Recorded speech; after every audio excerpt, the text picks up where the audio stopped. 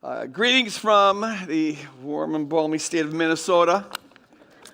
Man, coming here was quite a change. Back in Minnesota, we're dealing with like 40-degree weather with rain and wind and misery and all that stuff. You come here, get off a plane, it's 86 degrees. It's like, whoa, I've arrived. So I feel like I'm a little bit on vacation here. And don't any of you start whining to me about how you get 60 degrees here, okay? You're not going to get any compassion from me.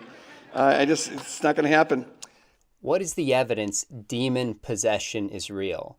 And what do exorcisms actually entail? Our guest today, Dr. Richard Gallagher, is the author of a book called Demonic Foes, is going to help us think through these issues and more. Dr. Gallagher, you are a board-certified psychiatrist who teaches at Columbia. You did your residency at Yale.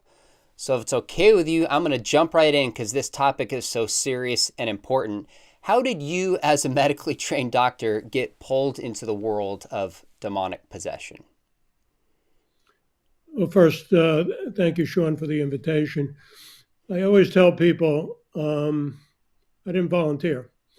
I'd like to feel it was providential because everything I've done, I've been asked to do over the years.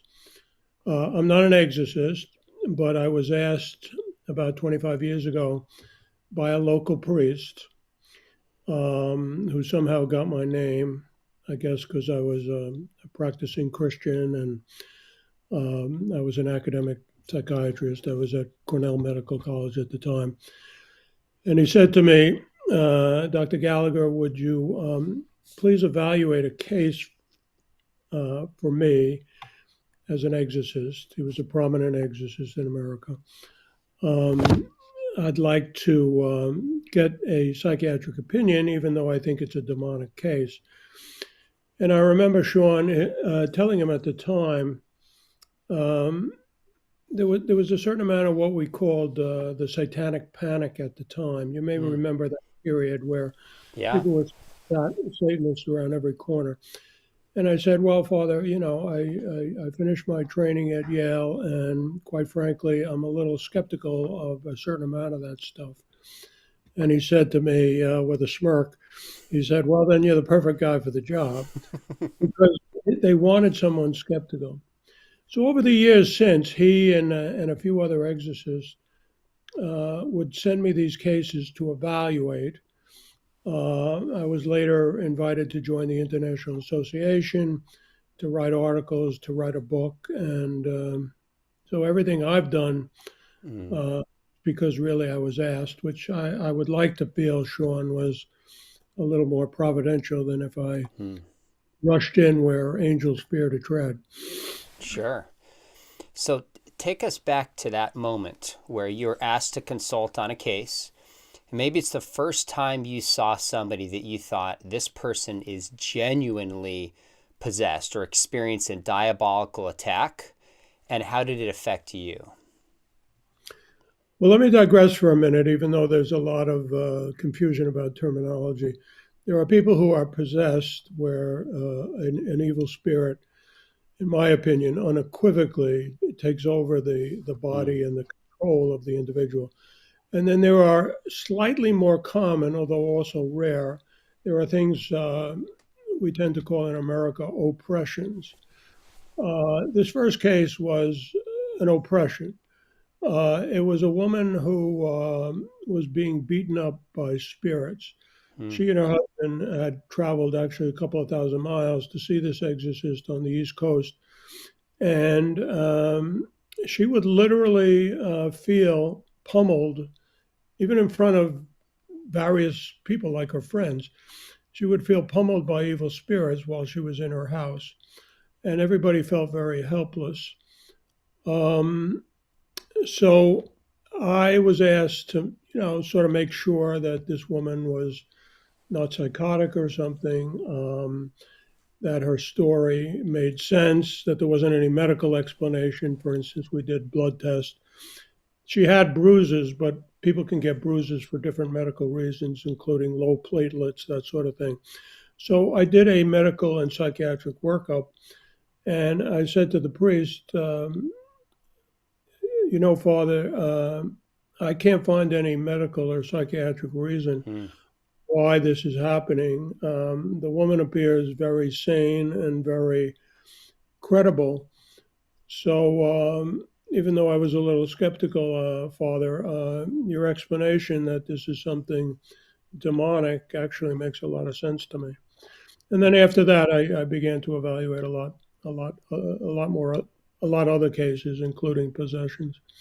There actually is a lot of evidence for this spiritual realm, the realm of the demonic. If you're open to looking at it, we have got eyewitness accounts going through a wide diversity of cultures going back in time of people who report supernatural events around things like exorcism, demonic encounters.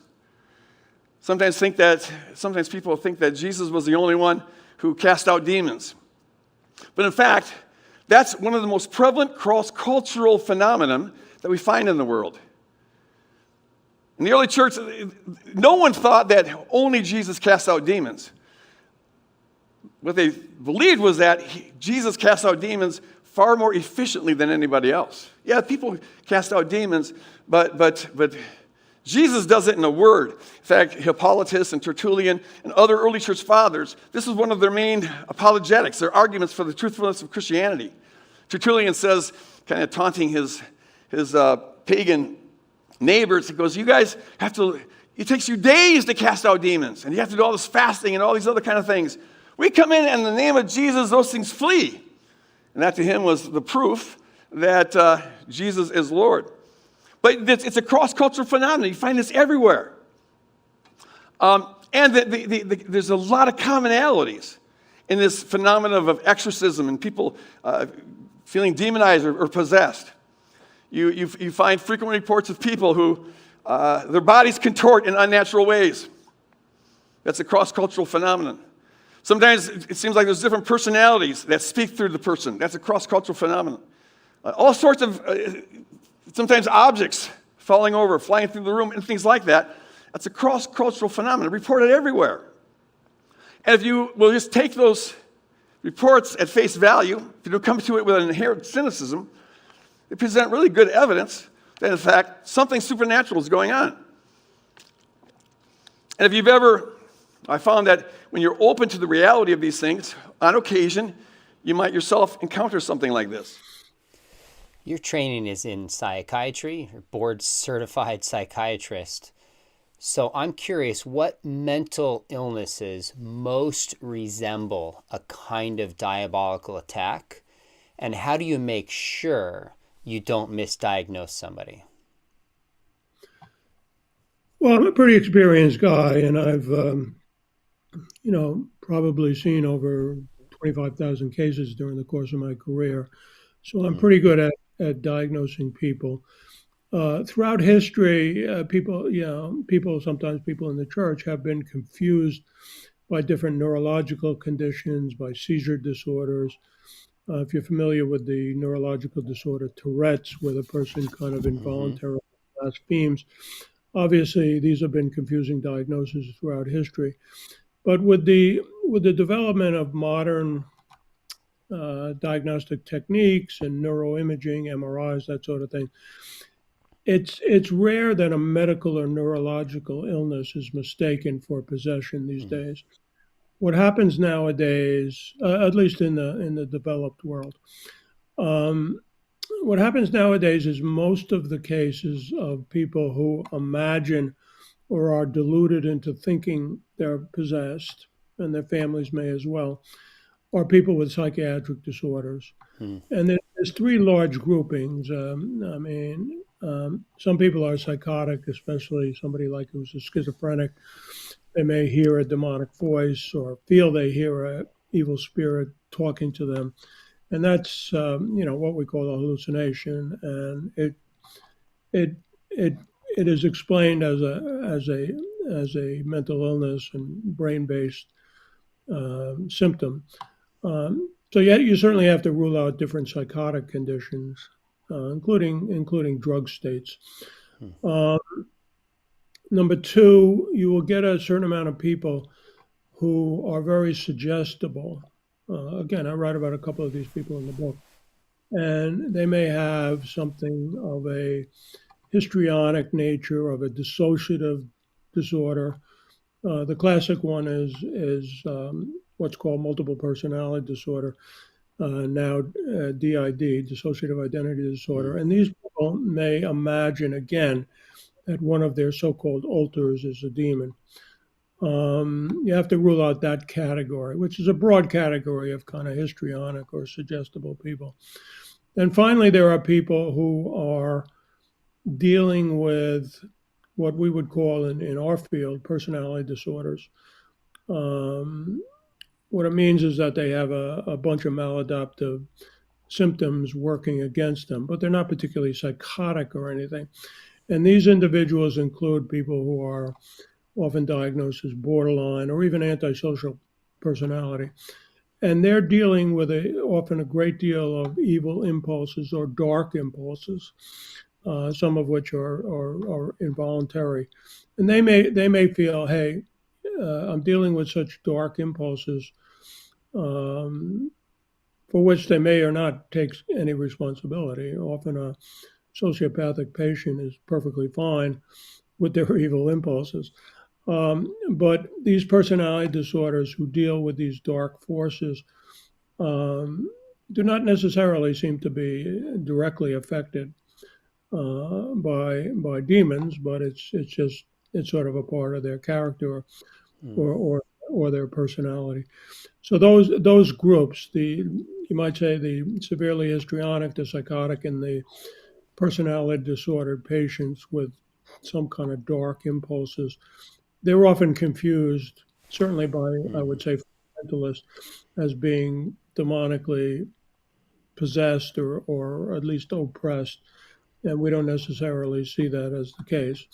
I think you probably would agree with me that human nature is capable of a certain amount of darkness of their own, given his fallen state of human nature. And you can't go around, as C.S. Lewis wisely said, who was a genuine expert in this area, by the way. He didn't write a lot about it, but certainly the Screwtape Letters showed how much he thought about demonic strategies on human beings. But he used to say, it's important to recognize that evil spirits exist, and you certainly don't have to convince me that evil spirits exist. But on the other hand, you shouldn't become preoccupied with it too, and you shouldn't blame all human problems on demons. The great medieval philosopher Thomas Aquinas used to say, and again, it was an estimate on his part, but he used to say 90% of human evil is caused not by demons or demonic influence, but by our human frailty. I don't know a lot about exorcism, in part before reading your book carefully, but one of the things that really impressed me is how seriously the Catholic Church does, and not all, but many ministries take diagnosing and dealing with exorcism. So let's talk about for a minute, if you will, how somebody is diagnosed with a demon possession. I know you said you're not an exorcist, but you do medical diagnoses. So what is that process like? And what are the signs where you conclude this is genuine either possession or oppression in some fashion? Well, essentially, I'm assisting, usually an exorcist, I'm assisting the exorcist in making the discernment. Ultimately, I feel strongly that the spiritual clergy needs to take responsibility for the actual spiritual diagnosis, you might say. But these are kinds of diagnoses that require a lot of rigor and require a certain amount of scientific knowledge. Sometimes it's very, very obvious, and a very experienced exorcist can often tell fairly quickly. In America, at least in some of the mainstream churches, like the Catholic Church, where the bishops require a medical or psychiatric evaluation, I get involved at that point.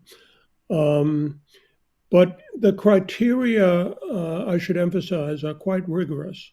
Essentially, you have to have very clear, you might say, phenomenological evidence that there is a foreign entity involved. Now, how do you do that? Well, in possessions, you're gonna see the manifestation in different ways of an evil spirit. Sometimes that spirit will take over the consciousness of the person, will even speak in a slightly different tone of voice. Remember, they're using the body of the victim, so they're actually using the person's vocal cords. They're going to sound a little bit like that, but they also clearly will seem like it's a foreign personality. Now, again, you have to make sure the person's not imagining this and has something like dissociative identity disorder, which used to be called multiple personality. You have to rule out things like that, let alone psychosis. But eventually, you often also see or get reports of seeing signs of, the lay public calls it the paranormal. We would call it the preternatural, things beyond the natural ability of a human being. For instance, the criteria are speaking a foreign language all of a sudden that the person never studied, exhibiting, superhuman strength of some sort. And then a third major criteria they call in Latin laetra, Laetra. It's sort of the revelation of hidden knowledge that the person would have no reason for believing. So it sounds like the signs are supernatural strength, knowledge and information somebody couldn't have, whether that's at a distance. And in your book, again, Demonic Foes, you tell a story about, I believe it was a priest that maybe it was Julia or another person who said, I can see him is here wearing this jacket. You call him up and it perfectly matches up. Having information at a distance. Another major criteria is that you will often get an individual who is not particularly hostile to religion or something, but when the evil spirit manifests itself, the evil spirit is incredibly not only hostile, but afraid of sacred things. At the same time, they probably have slightly different personalities. The personalities tend to be sort of sadistic and repugnant.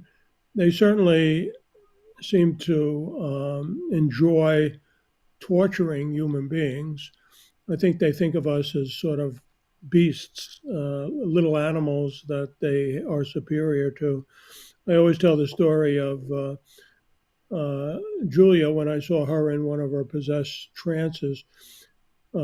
She said to the priest, I'm not going to imitate the voice, but it was in the demonic tenor of voice.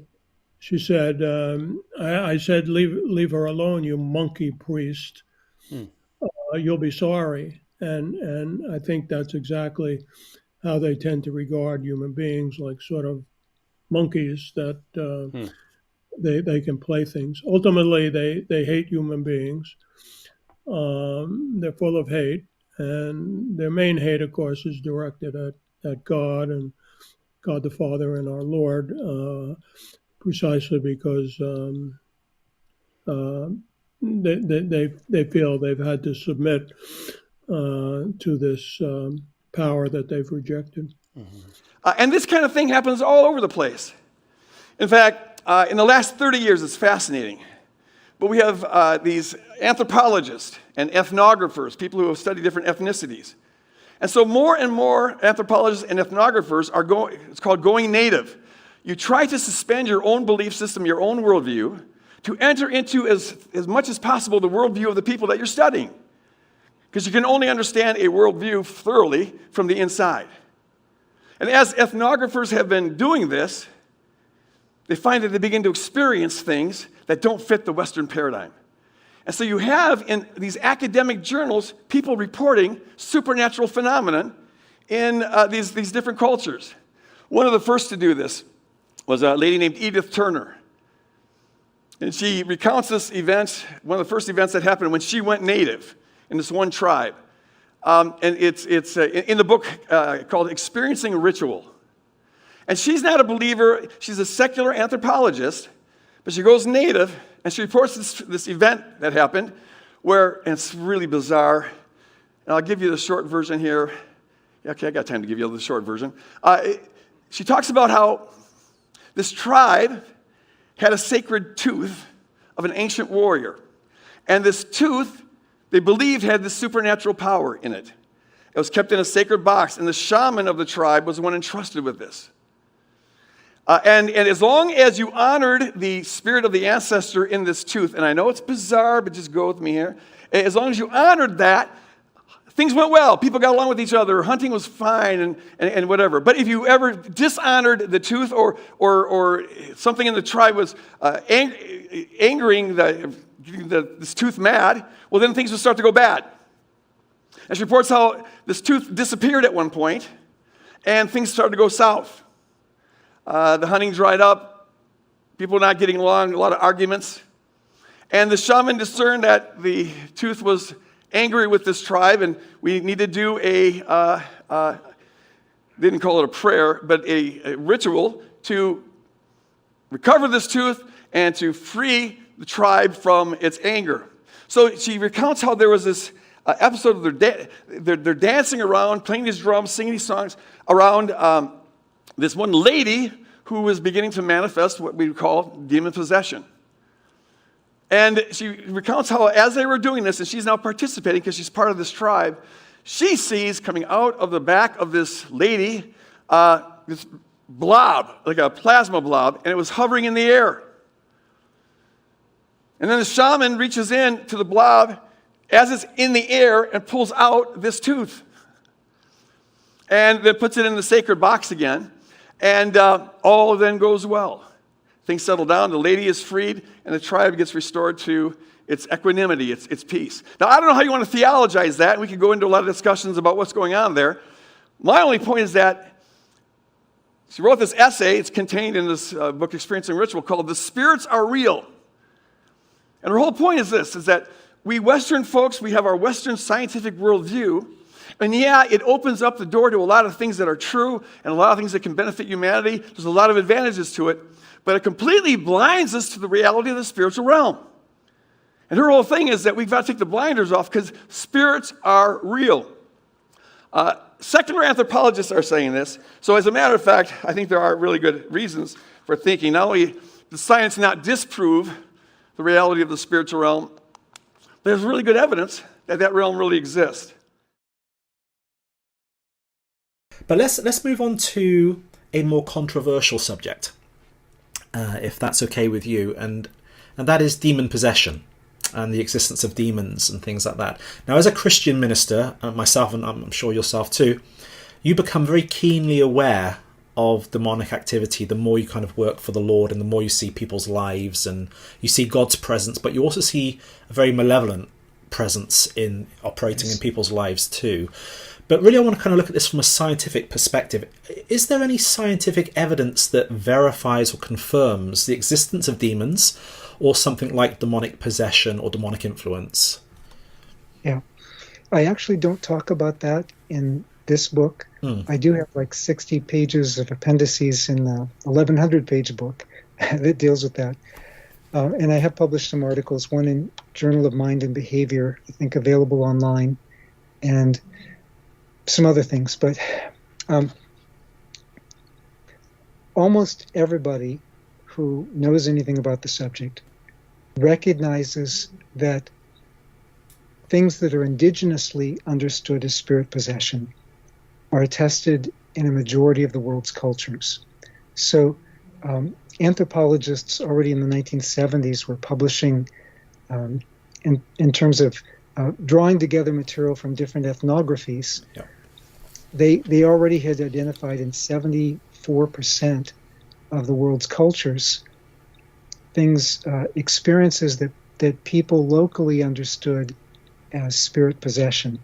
Now, the anthropologists were not saying this is how we understand it. They were saying this is how it's indigenously understood. Some anthropologists, however, have said, well, maybe the indigenous understanding has something to it, like Edith Turner, who teaches at University of Virginia, edits Anthropology and Humanism journal. She was persuaded of it because of an experience that she had in Africa something that she witnessed, where I could go off on a lot of detail on this, but so in anthropological literature today, a person who doesn't believe in spirit possession is considered the anthropological equivalent of a flat earther. Right. Now, again, that's not to say that the anthropologists themselves believe these are actual spirits, but a number of anthropologists do, and it's considered a live. It is accepted in anthropological research that this is one of the views, and people have published a number of essays on that. Now, how it's explained is treated differently by sociologists, by anthropologists, by missiologists, and so on, and psychiatrists also. I do have a couple of friends who are psychiatrists I've interviewed. One of them doesn't want me to use her name, but another one, Dr. Anderson, said it's okay to use his name because he's retired now. Okay. He's actually studying, doing a divinity degree in New Zealand, but they've told me things that they've witnessed. Actually, David Instone Brewer, who was at Tyndall House at Cambridge for a long time, worked there, a rabbinic scholar. But before that, he was planning to do psychiatry. And he talks about how he was making the rounds, and he stopped beside the bed of somebody who seemed to be asleep.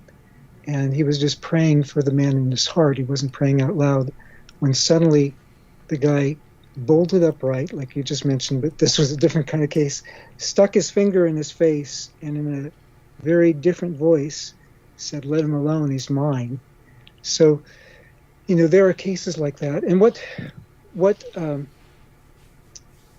the reports that I get from psychiatrists there are some things that can be explained psychiatrically. There are other things that can't be explained psychiatrically. That can only be explained as another being inside the person. Multiple personality disorder, I think today it's called DID.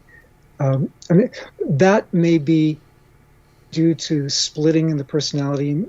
It may be treatable medicinally, but there are cases where it's not just psychiatric or psychological disorder. There are cases where there's something else involved, where, like John Anderson was telling me, there were times where he and the nurse who was with him, and he didn't know whether the nurse was a Christian or not, but they both experienced the temperature suddenly drop 10 degrees in the room. And another case, this one's reported in a journal article, where the crucifix on the wall suddenly fell off the wall, but not just fell off, the nail that was holding it had melted. Things like that, or objects flying around the room, that's not psychiatric.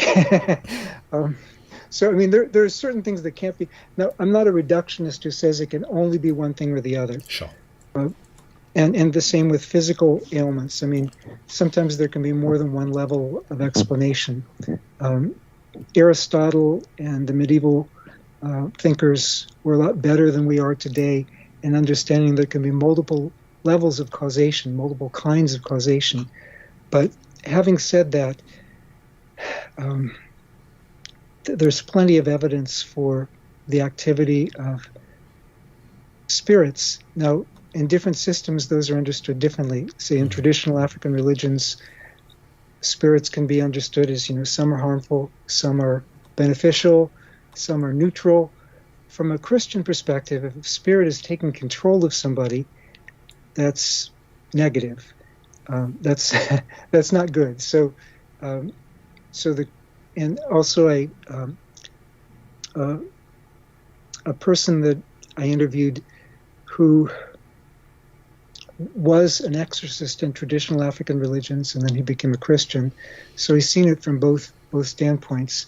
Helped me make a comparison chart of what he witnessed in both circumstances. And some of the spirit possession phenomena is very similar. But with Christians casting it out, they don't need to rough up the patient. They don't need to do stuff like that. They don't need to use formulas, except, commanding it to come out in the name of Name of Jesus. Jesus, yes. Yeah, I've got a couple of stories myself I can share. Would you like to hear them? Sure. When I first became a Christian, I kind of Should I be taking notes? You can if you want to. When I became a Christian, I was kind of raised agnostic, atheist in my house. We didn't really talk about God. It's not that we didn't believe in God. We just didn't talk about God. It just was never on the radar. But I became a Christian at the age of 16. And I started to attend a local church at that time. And at that time, a lot of people were talking about the occult. And I really didn't know what the occult was. And so I decided to go to a local occult shop in our town centre. And I just wanted to see what the occult was all about, kind of what the Ouija boards were and things like this. Not that I wanted to kind of like pursue that myself because I was a brand new Christian. I just wanted to understand what the occult was. So I entered the shop and I was just praying to God for protection, and just very, very quietly in my own heart, in my mind, not really speaking out loud at all. And I was just walking around the shop, kind of looking at the objects in the shop. And all of a sudden I heard the shopkeeper start growling like a dog, but very, very quietly.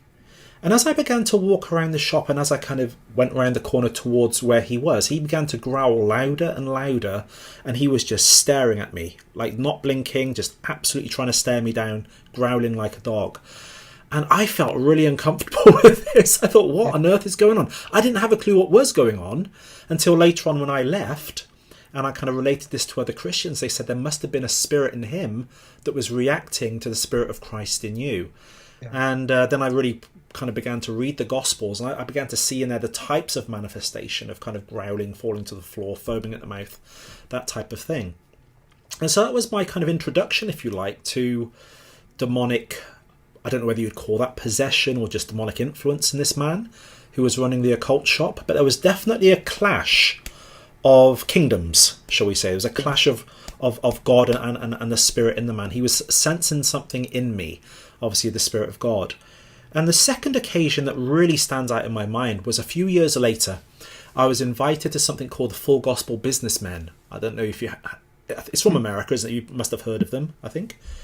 Yeah, and I think the original founder was Armenian, but I think he did found it in the U.S., yeah. Yeah. And so I was invited to go along to one of these meals, probably about 50 miles from where I live. It's a place near Oxford called Banbury. And we went to the meeting there, and there was a little elderly lady. She couldn't have been any taller than about 5'1", 5'2", so she was quite short compared to me. And she went forward for prayer because she'd been suffering from headaches, lack of sleep, and just kind of feeling rubbish in herself and kind of like bad thoughts and things like that. And she went forward for prayer, and all of a sudden when the minister laid hands upon her to pray for God's healing, she fell onto the floor, fell onto her back, and began to scream at the top of her lungs. And all of this blasphemy came out of her mouth, just cursing God, cursing Jesus. And it was quite horrific to see, really, because she was writhing around on the floor, just blaspheming God. And it was so loud, it was kind of like shaking the room almost. And I can remember three very tall, taller than me. I'm 5'10", and these guys must have been 6 foot, 6'1", 6'2". They were big guys, and one guy was holding one arm down. The other gentleman was holding the other arm down.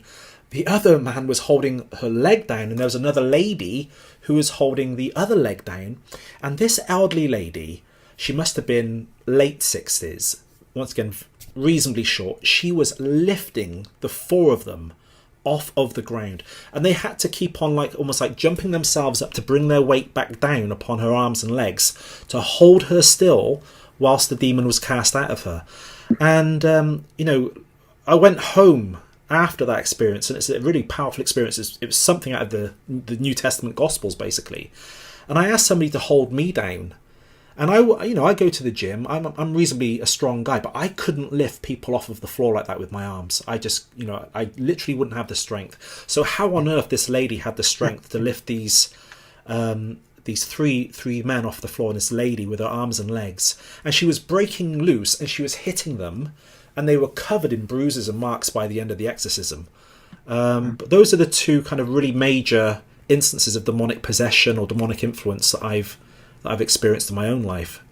And yeah, it's quite startling. Yeah. I just wrote it down. I took notes. You took notes of those.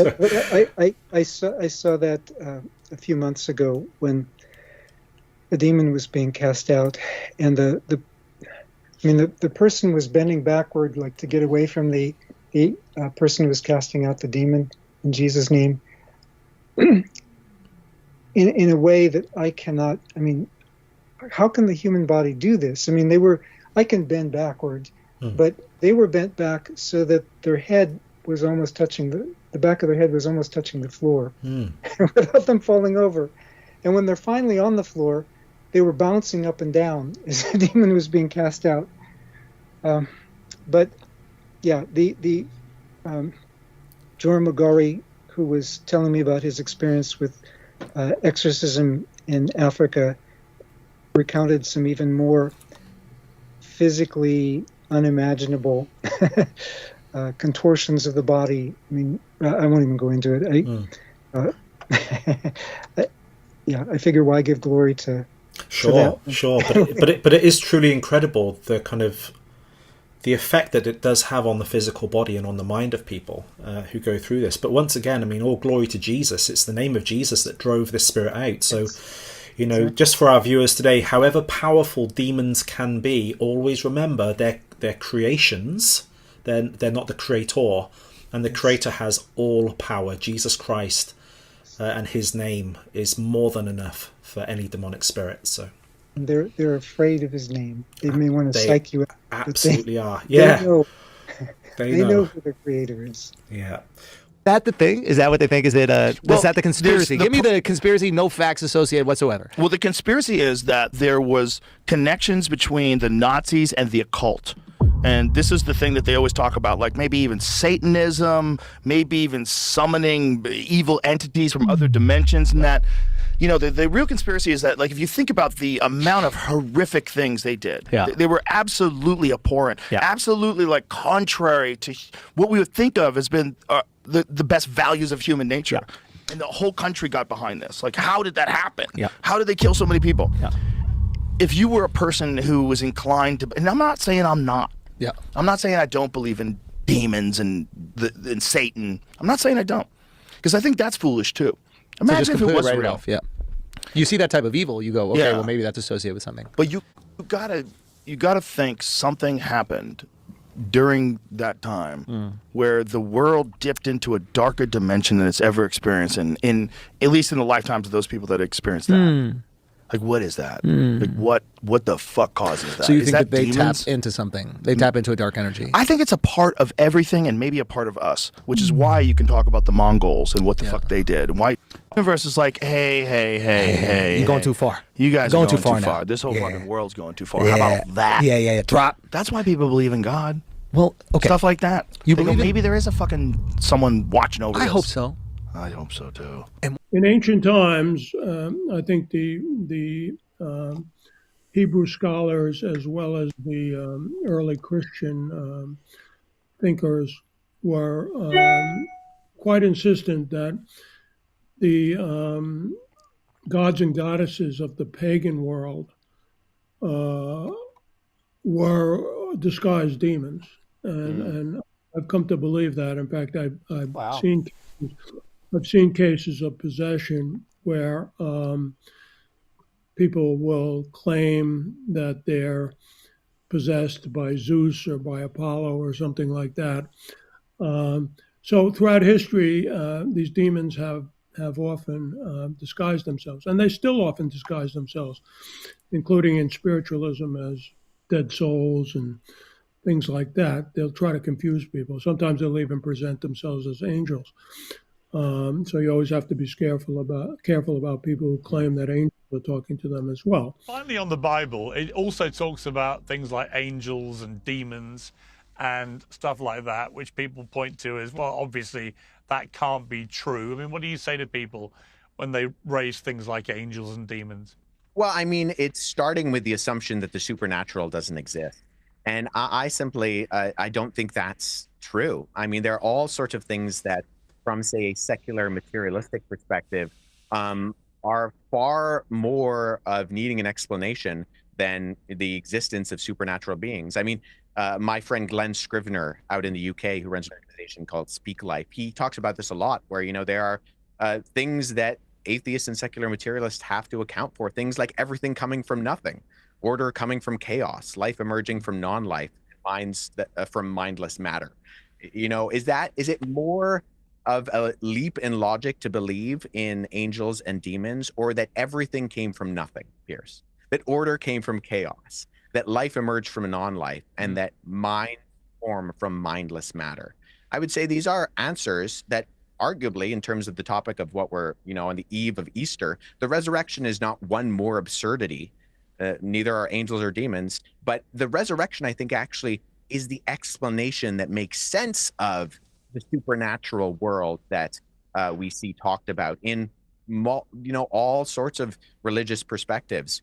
And I think that people will assume that the supernatural can't exist, and yet at the exact same time, they will, as a conscious human being in a world where we're still not really entirely sure what consciousness is, try to explain logically some of these things when, you know, the rules of logic exist objectively, and yet they are outside of time and matter and space. And so there are obviously things that things like science and secular materialism can't account for. And I have no qualms saying that supernatural beings exist in light of this very strange supernatural world that we live in.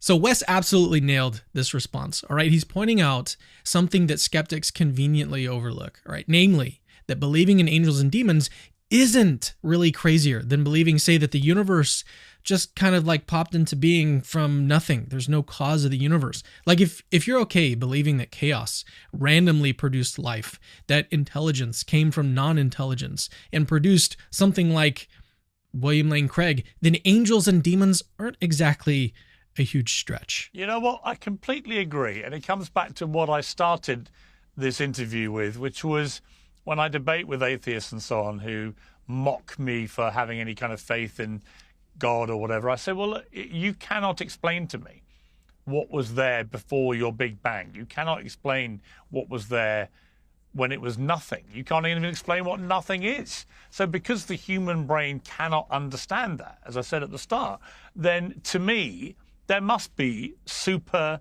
beings, entities out there. And all right, I've chosen, because I was raised as a Catholic, I've chosen to take a certain path of my belief and faith system and so on. But actually, the idea that there can't be anything supernatural when a human brain cannot explain basic things like what was there before your Big Bang or whatever, that to me is the evidence I need. Of course there must be stuff that is more powerful than humans, because otherwise we would be able to explain all that stuff, and we can't. I think that's exactly right, Pearson. And Joe and I talked about that on my episode on the JRE, in that some people believe in the virgin birth and others believe in the virgin birth of the universe. And so a Big Bang requires a Big Banger. And so I think it's not entirely a leap to find an explanation for that, right? Something like survival of the fittest doesn't explain the arrival of the fittest. There are still explanations for origin questions that I think, you know, we can ascribe it to, like Lawrence Krauss wants to do, nothing. But then he has to define nothing, and you find out he actually doesn't think nothing means no thing. He actually thinks it means something. And so that's exactly right. I think, you know, when we're talking about everything coming from nothing, well, finely tuned explosion, that order from chaos, then I think actually when we're looking for the answers to these questions, it was once said, I can't remember exactly who, that the scientists and the philosophers have been climbing the mountains only to find the theologians at the top all the way along. And this is absolutely crucial, because origin questions like why something exists rather than nothing, or how mind came into existence from mindless material, these are enormous questions. They're exactly the kinds of questions that reveal which worldview is more probable on the whole. As far as what your best guess would be, if we were going to take, say, the Catholic Church in the United States, you said all exorcisms work through official channels very carefully. If you had a guess within a given year, how many are performed in the U.S.? Is it 2? Is it 2,000? How many would you guess just within the Catholic Church? And of course, this does include the Orthodox, other Protestant ministries, etc. Or is that impossible to know? I don't know, maybe a couple of thousand. Couple every year. thousand. That would be my guess. Okay, that's helpful. That's fair. So again, I want to remind just our viewers that you're Ivy League trained academic who is a consult. You do consultations, but not exorcists. And in your Correct. book, it says kind of 25 years you've been investigating diabolical attacks and the paranormal. How confident are you that demons exist? And what might you say to somebody who is unconvinced? Well, I've seen so much evidence, Sean, that I'm unequivocally convinced. I mean, I know it's not a question of a belief. I know that evil spirits exist. I've just seen so much. I mean, that in a way is why I wrote the book. It really is a book, serious book. It's not dumbed down, not sensationalized. I have a good friend who happens to be a Jewish doctor out west, and I don't always go around talking to everybody about this work. So he didn't even know, even though he's a close friend, what I do. And he said, "Rich, how come you never told me about your involvement in this field?" And I said, "Well, it's not like I go around telling everybody in my private life about this." And I said, "What did you think of it?" And he said, and this is a good man. I mean, he certainly believes in God, but he was brought up as a secular Jew. And he said, "Well, Rich, I'll tell you what my opinion is as an intelligent doctor, as he is." He said, "I don't think anybody can read your book and say that a good intellectual case can't be made that evil spirits exist." The other way I sometimes phrase it is, I'm sure you're familiar, Sean, with the New Testament. When St. Paul went to Corinth, which I suppose is like somebody going from Kansas to San Francisco or something, and he preached Jesus Christ crucified. He also preached that Jesus rose from the dead, and he said, "Folks of Corinth, citizens of Corinth, you don't have to believe me. 500 people were reported. He appeared to 500 people. Those people are still alive. Go talk to them." And analogously, I sometimes say, every couple of years, I go to this meeting of the International Association of Exorcists in Italy. There's about 500 of those people. I said, "Take the evidence of my book, decide. You don't know me, so decide what you think about it. But you don't have to believe Dr. Gallagher. Go talk to these 500 exorcists. They write their own books. They're perfectly happy to talk about this stuff." And of course, there are many other Protestant as well as Catholic people involved in this field. People are alive. I mean, you can talk to them about their experiences. And if a person is really objective about it, I know you're an apologist, Sean, so you're kind of interested in this sort of thing. If people are really serious about it, they can get a pretty good idea of the truth to this. It's not hidden under a bushel. So one of the things that's partly convinced me of the stories for near-death experiences and miracle claims is there's certainly some people who are parading false claims to sell books and get a platform. But there's a whole lot of people who are just even reluctant to share these kinds of stories because they think people will say that they're crazy. You're an academic in the Ivy League, and so clearly it went through your mind, like if I start helping with possession, if I write on this could affect me professionally. How did you overcome and why did you overcome that barrier? And how is your work received in the larger scholarly world? Well, first of all, I'm a full professor, so I don't think anybody's going to take that away from me. Nice. Second of all, the short answer is I really don't care what people think. I mean, people have all kinds of unpopular opinions in this country, and you can't go around worrying about what people think. But the other rejoinder I give to people if they challenge me, and I'm perfectly happy to be challenged, is they say, "Well, Dr. Gallagher, how does it feel to be outside the mainstream?" And I say to them, "What mainstream are you talking about? First of all, most Americans believe in spirits. They believe in God and they believe in evil spirits. I mean, a certain amount of skepticism in the United States and Europe. But around the world, even more of a majority of people believe in evil spirits. My book was recently translated into Japanese. I mean, in East Asia, almost everybody believes in evil spirits. You go to Haiti or Madagascar, belief in evil spirits and their activity is universal. So I hardly think I'm out of the mainstream. And if you look at cultures in history, and people have studied that, possession cases have been reported throughout the vast majority of Christians, not of all cultures throughout history. So when people say, how does it feel to be out of the mainstream? I say, again, what mainstream are you talking about? I'm in the mainstream. Maybe you're not. Now, it is true that psychiatrists, for different reasons, they tend to be a little less religious than the American public. They tend to, of course, see people all the time who only think they are affected by evil spirits. We're all familiar with schizophrenic patients who have hallucinations of evil spirits or aliens or communists or the FBI or whatever. Sure. So it's natural, Sean, that psychiatrists are going to be a little more skeptical of these things. But, that's their problem, not mine. Sure. As a whole, what do movies get right and get wrong about exorcism, at least popular movies? And I know there's a lot, and I wonder, do you watch these movies given what you do, or do you just stay away from them?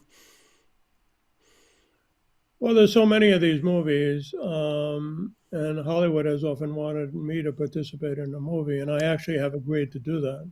Oh, wow. That's a whole nother story. It's going to be done by Jason Blum, who's a pretty big power broker in Hollywood. I'm not doing it for the money. I'm doing it for, attempting to kind of present a realistic portrait of what the field is really like. But most of them, and it's in the service of addressing exactly what you're saying. A lot of these movies are sensationalist, they're schlocky, and they're oversimplified. And again, they kind of present it as a magic ceremony in the way I mentioned before, that a lot of people sort of, in medicine, they want the magic pill to cure their condition. In exorcism, sometimes they want the magic formula to relieve them of a demonic attack. But it's always more complicated than that, because the victim has to turn to God, has to reform their life. For instance, again, using Julia's case as an example, she was this literal Satan-worshipping priestess, she called herself, of a cult. Even though these cults are rare, she was the real deal. But she never really agreed, despite the priest being generous enough to do exorcisms with her at her request. She never was really willing to reform her life or leave the cult, in part because she was afraid of the cult. And so she was never delivered. So as opposed to this gangster I mentioned, who after this serious possession, he returned to his practice. He was an Hispanic man who returned to his practice in the Catholic Church, reformed his life, and he was eventually delivered. So that's what Hollywood really gets wrong. They minimize that whole thing. It's not just some magic combat between the priest, witch doctor type who does all the deliverance. It's delivered by our Lord, and it requires the cooperation and sometimes the reform of a person's life by the victim. So I'm sure you can think of Hollywood movies which distort both of those factors. Again, for the audience, it's called Demonic Foes. And you tell the stories, but the way you described it earlier was my experience too. It's not sensationalistic. You give the details we need to know to understand the stories, and some of them are disturbing, but not overly sensational beyond what's necessary for the audience to understand. That was my take. So those of you who want to go further and understand some cases and examples and teachings about demons, I'd highly suggest Demonic Foes.